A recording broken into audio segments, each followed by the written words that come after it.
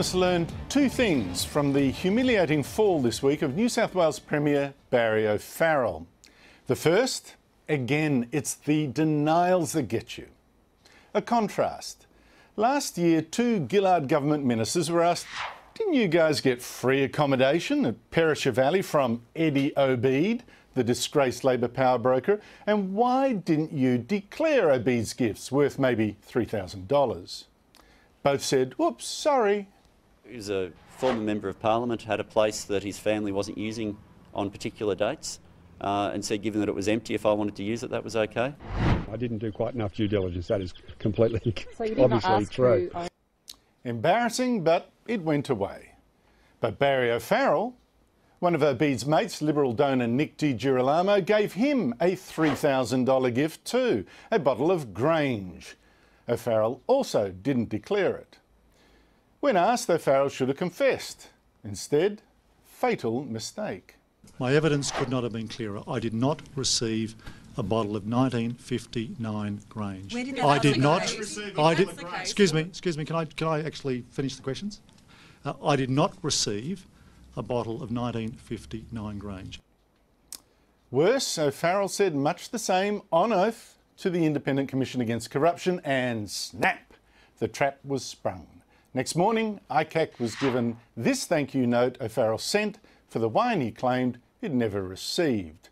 And with that, O'Farrell was gone. I've accepted that I've had a massive memory fail. I still can't explain either the arrival of a gift that I have no recollection of or its absence. Now, no one says O'Farrell is corrupt. He didn't give Di Girolamo the contract he wanted for his Australian water holdings, although he did later give him a $100,000 job on a government board. What brought O'Farrell down was the denial. He either really did forget or he lied. Lied to hide his embarrassing connection with Di Girolamo, lied to hide the unusually generous present he should have refused or declared. Some O'Farrell supporters say this is out of proportion. A bottle of Grange is pretty special, no doubt about that.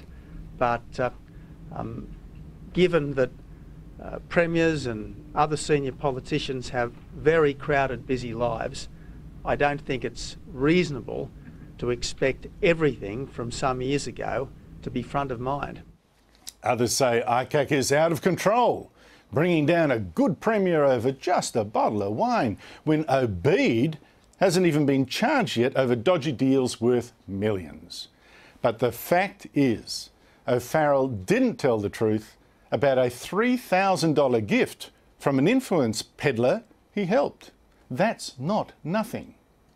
And a lot of Australians have had it up to here with politicians who lie. Here's just some of the untruths they've had to put up with. There will be no carbon tax under the government I lead. This budget delivers a surplus this coming year, on time, as promised. The facts are that it wasn't me. On a number of occasions, on 2 or 3 of these occasions, it's impossible to be me. The Prime Minister has my unqualified support. We've also had a National Labor president jailed last month for corruption. A New South Wales minister exposed doing corrupt deals for mates. An Abbott minister, Arthur Sinodinos, grilled about his handling of a company linked to Obeid, and a police inquiry into a slush fund set up by Julia Gillard's former boyfriend with the legal advice of Gillard, later Prime Minister. True, Sinodinos faces no allegations of corruption. Gillard insists she did nothing wrong, but to the public, it must stink. No wonder even a buffoon like Clive Palmer is now doing well by claiming the system is corrupt and only he can clean it out. Julia Gillard or Tony Abbott makes no difference. They all listen to the same lobbyist. And here is the second lesson from O'Farrell's fall.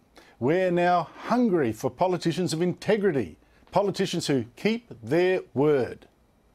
Tony Abbott knew the damage done not just to O'Farrell but to politics, and in frustration lashed out at a reporter who falsely claimed O'Farrell's government was corrupt. Prime Minister, do you trust this government, which is with the state government, which is proving to be corrupt, to deliver your major infrastructure? That, if I may say so, is an entirely unjustified smear. frankly, I think you should withdraw that and apologise. Fair enough, but there's a warning to Abbott too in all this.